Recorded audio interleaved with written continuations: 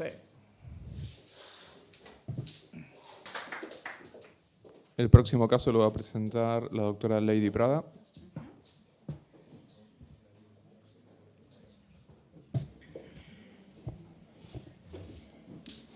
La ventaja de ser de los últimos casos es que hay muchas cosas que ya han discutido y que pues nos ahorran tiempo en las discusiones de casos como el que les voy a presentar. Conflictos de intereses, pues en este momento no tengo ninguno para declarar, solo contarles un poquito sobre la Fundación Neumológica, aprovechando que aquí están el director general y el director médico de la institución en la cual me estoy formando como fellow de neumología. La Fundación Neumológica Colombiana está ubicada en Bogotá. Bogotá es la capital de Colombia. En Colombia tenemos más o menos 50 millones de habitantes, de los cuales aproximadamente 8 millones vivimos en Bogotá, una ciudad a 2.600 metros, más cerca de las estrellas, pero más lejos de la playa.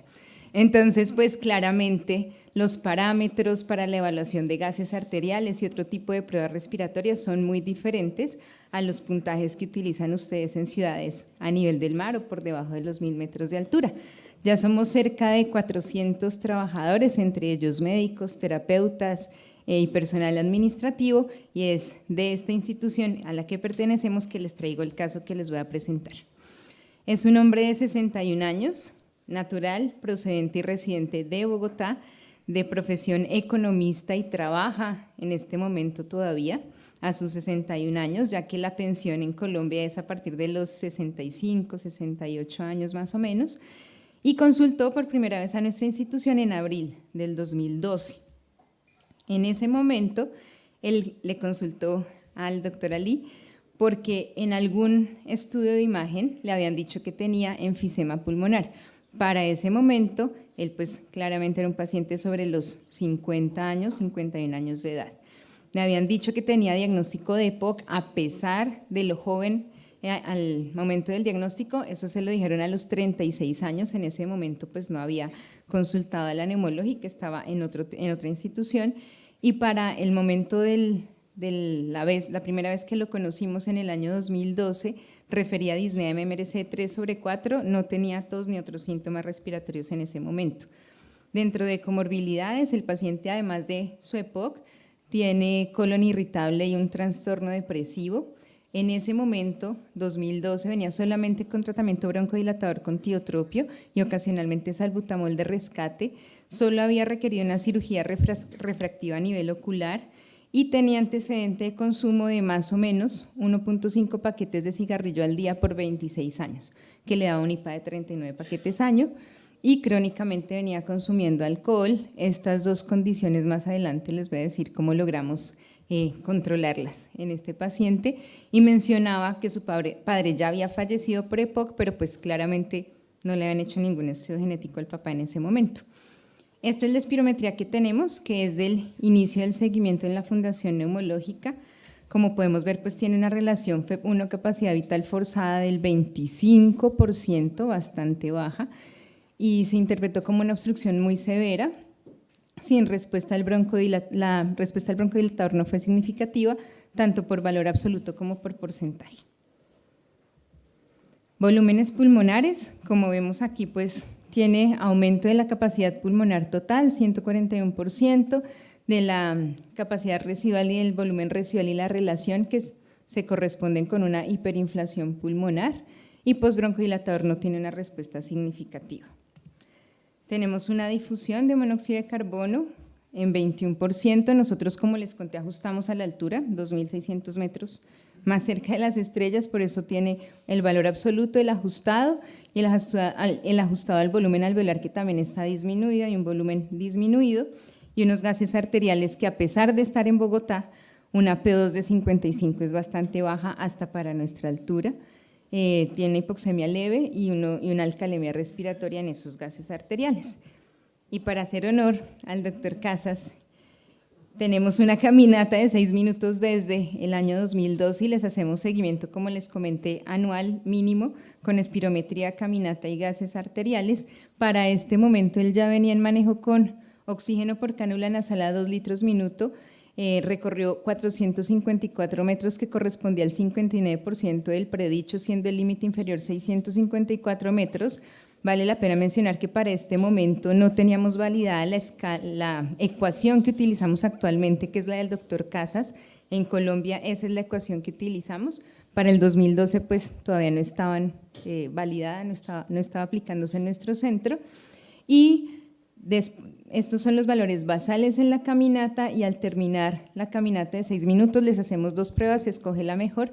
Y como pueden ver aquí, inició sin disnea y sin fatiga de miembros inferiores, y al terminar la caminata fue bastante significativa la sensación de disnea y la fatiga en miembros inferiores, y la saturación, que en reposo estaba en 92% con 2 litros, bajaba a 70% a los 6 minutos de la caminata.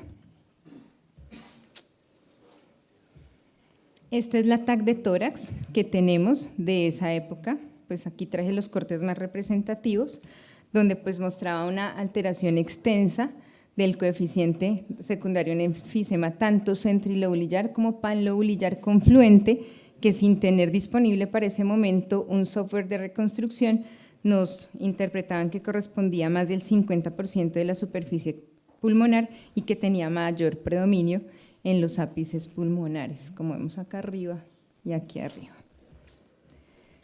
Entonces, cuando ya llega nuestra consulta, menos mal, estamos en un centro de referencia, se le hicieron todos los estudios pertinentes. En ese momento no teníamos disponible la prueba de progénica, entonces al paciente se le indicó tomar y remitir una muestra a la Universidad de Florida, donde obtuvimos un genotipo SZ, que se correspondía para el momento de la toma de la muestra a unos niveles séricos de 16.5 micromoles u 85.7 miligramos sobre decilitro, que quisimos corroborar con una muestra de más o menos la misma fecha, que correspondía a 59, por lo que se le inició tratamiento con suplencia, con Prolastin desde desde noviembre exactamente del año 2013, ya pues que tomó ese tiempo la aprobación y el inicio de la administración del tratamiento.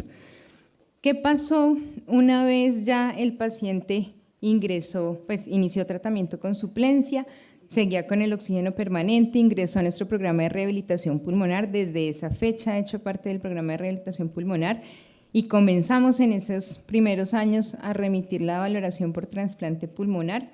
Se le ajustó el tratamiento broncodilatador, se le agregaron tratamiento con corticoide de LABA, ya que no había disponible ningún otro en ese momento, pero ya para el 2019 cambiamos de LAMA con LABA y corticoide inhalado a doble broncodilatador con tiotropio olodaterol.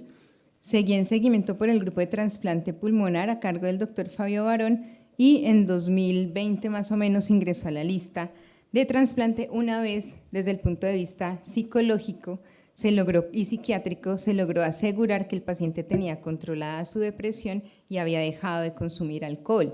Esos fueron los 2 criterios. Una vez se le hizo el estudio pretrasplante, que no cumplía para ingresar a la lista, pero pues posterior a un proceso de acompañamiento y tratamiento con psiquiatría se lograron controlar esas 2 condiciones que no le han permitido ingresar a lista. Ingresó a lista hacia finales del año 2020. Desde el punto de vista de las exacerbaciones, antes del inicio del tratamiento con suplencia tenía entre 5 y 8 crisis al año, casi todos los meses estaba con crisis.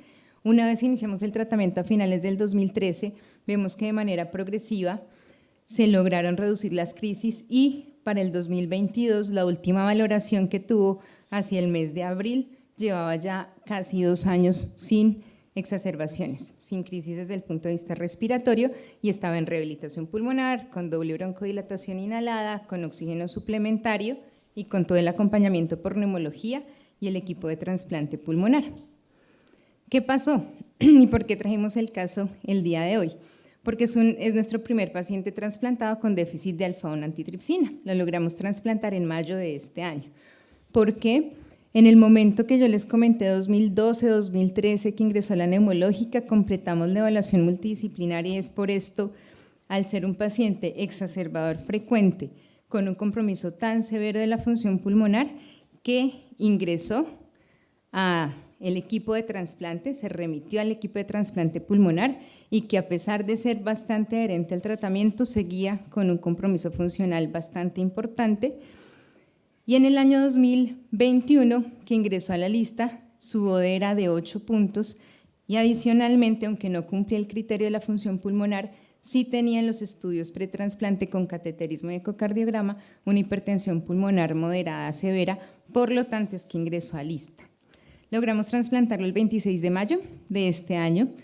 No nos fue tan mal como el otro caso que presentaron previamente. Sí tuvimos una complicación que llevó a que el paciente requiriera canulación con ECMO venoarterial del 27 de mayo al 2 de junio y fue un trastorno de oxigenación persistente que no permitió el retiro de la ventilación mecánica. Aquí vemos el proceso de rehabilitación dentro de la unidad de cuidados intensivos. Nuestros pacientes se rehabilitan desde muy tempranamente, una vez ya se logra suspender la sedación.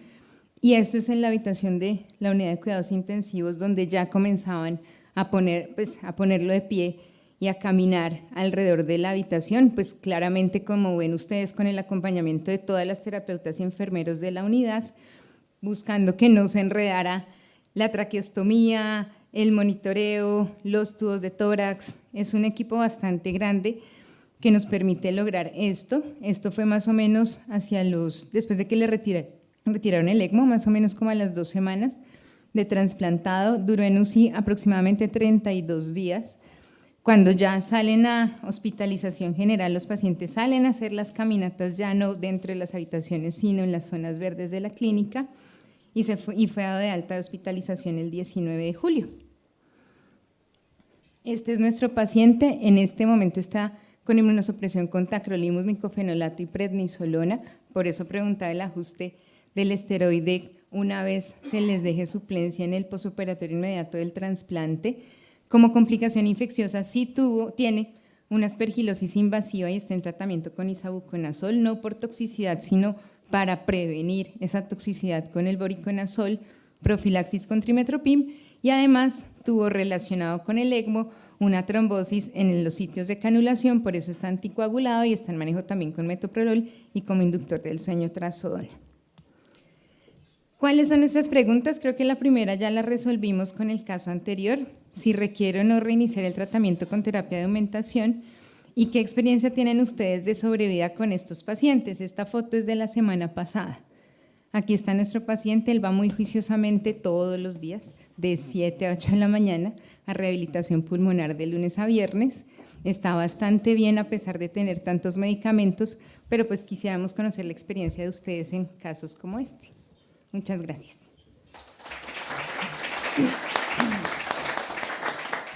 Esos somos todos los fellows de adultos de pediatría. Somos 11 fellows, 6 de adultos, 5 de pediatría, y aquí están todos nuestros profesores. Me quitaron la foto, pero bueno, ahí estábamos todos. Cuando quieran pueden ir a aprender con nosotros.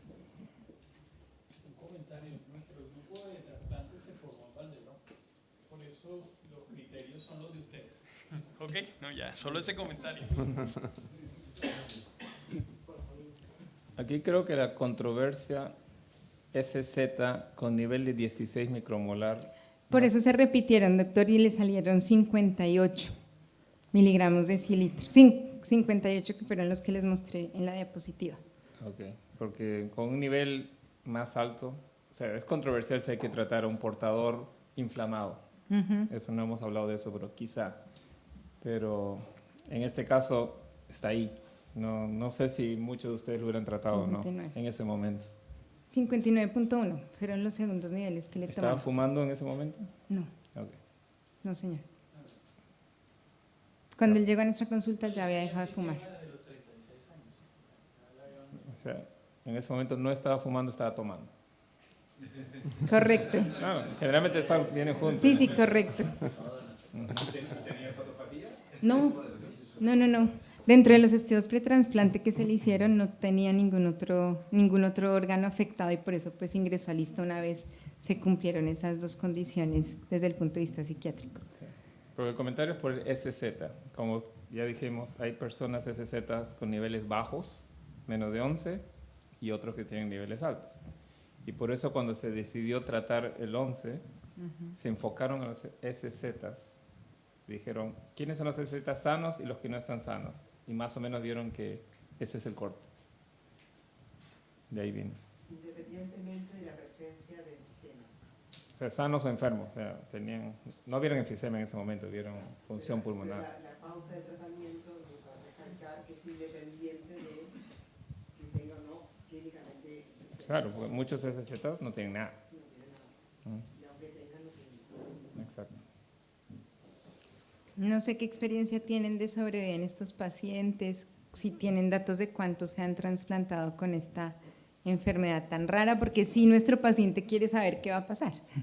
Nosotros tenemos ya más o menos 44 pacientes con trasplante bipulmonar de otras condiciones, claramente, muchos de ellos por enfermedad intersticial, pero pues a futuro, ¿cuál será su desenlace? Les va bien. ¿Sí? Sí, nosotros hicimos una publicación el año pasado, vimos el registro entero de trasplantes en los Estados Unidos, solo viendo a los pacientes con alfa, cómo les iba en comparado con el resto. Sí. Les va muy bien. Súper. Sí, yo tengo un comentario. Y es, hay otro paciente del grupo que estaba en la lista de trasplantes ZZ. con indicación, con suplencia, y él estaba al lado de todos los del grupo de trasplantes y vio toda la experiencia, y un día llegó a mi consulta y me dijo: he hecho mi propio análisis. Si ustedes me trasplantan, tiene 61 años, si ustedes me trasplantan, mi sobrevida va a ser inferior de recibir suplencia por el resto de la vida. Así que me retiro del grupo de trasplante, de la lista. Pues yo revisé toda la situación y es una decisión difícil, tomada por él, no por mí. Pero mirando un poco la condición física de él, la evolución de este paciente, yo creo que fue una decisión sabia. Es el ZZ que está en EARCO, doctor. Es él. Él fue el que dijo que no, y él es el SZ.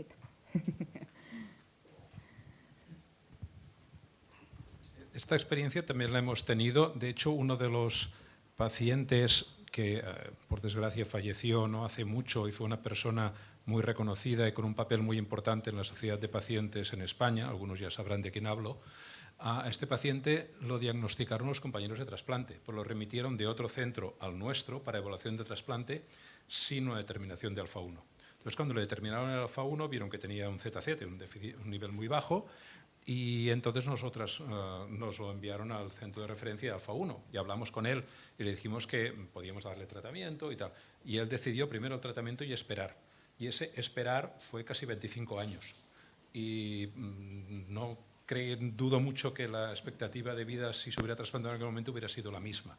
Pero eso decía antes yo, ¿no? que es muy difícil hacer pronósticos a nivel individual. Es muy, muy difícil. De acuerdo. Muchas gracias. Gracias. Muchas gracias.